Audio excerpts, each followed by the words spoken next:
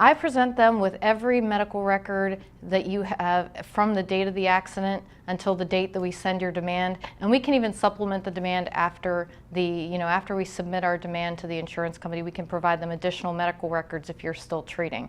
But I need to show them hospital records if you've gone to the hospital. I need to show them any primary care records if you've gone to your primary care. I need to show them MRI records, and those are some of the most important. An MRI is it's an imaging that shows, basically, it shows the actual soft tissues in the back that can be injured. And not necessarily only in the back. They can do knee MRIs, brain MRIs, it's all parts of the body. But those are one of the most important things that we can show, because that actually shows the objective injury. Because if you're just going to the doctor, to a chiropractor, that's great, but anybody can sit there and complain that they're in pain. But if you can't prove, okay, this is causing the pain, then it's hard to make an argument to the insurance adjuster.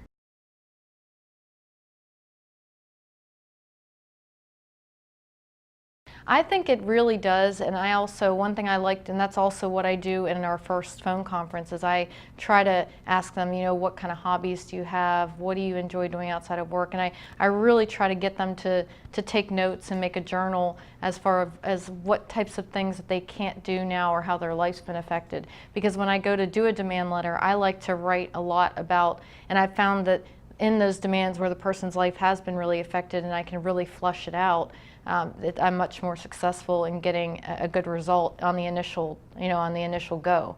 And it makes a much better impact to the adjuster when we know something about the person and we can write about it, because otherwise the adjuster is just looking at numbers on a piece of paper and medical records. They don't know that this person is a mother of 4 who now, can't work around the house or can't go to work to support her kids because she just is unable to. Maybe she works at Amazon and can't pick up packages anymore. So she's either laid off or placed on leave or something like that. So telling the adjusters those things, I think, is very important.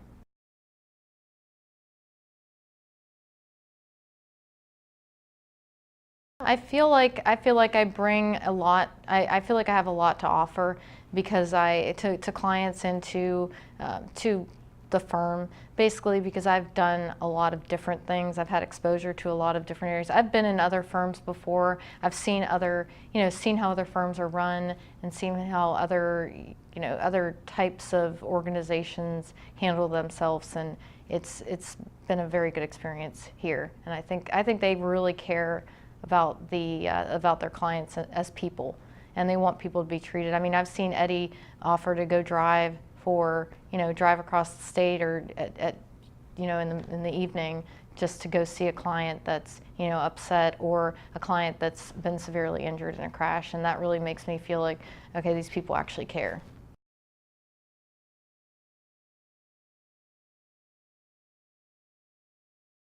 I actually went to my undergrad at University of Georgia. I'm not from Georgia, but I did move there when I was in high school.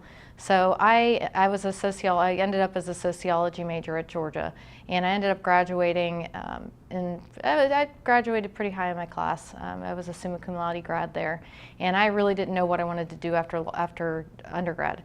So I decided one day that I was just going to go to law school.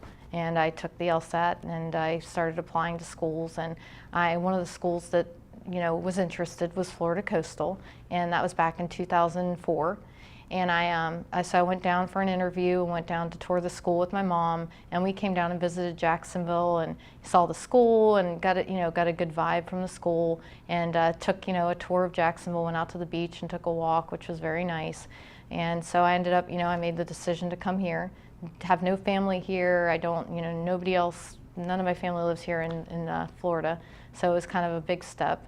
But I was happy to do it, and I finished school at Florida Coastal. I graduated in 2007, took the bar exam that summer, was admitted the following fall, and I started practicing at doing insurance defense work. I actually worked for a small firm over in San Marco and did PIP work there. And so you made the transition to Farah Farah. How did that happen? It's kind of funny. I worked when I was in law school, I did a project with Farah Farah. It was our firm did a project with Farah Farah, and I was doing some intake work for them through my other job, and I had to come here a few times to deliver documents or to go over a list of cases and things like that. So, and it was before they renovated the office, and it was a very interesting change when I came back here for my interview. So I saw that they were looking for an attorney, and I was looking to maybe come back over to Jacksonville because it's closer to where my parents are, and it just seemed like a good idea. And I do like the kind of work. I like personal injury. I like being able to help people.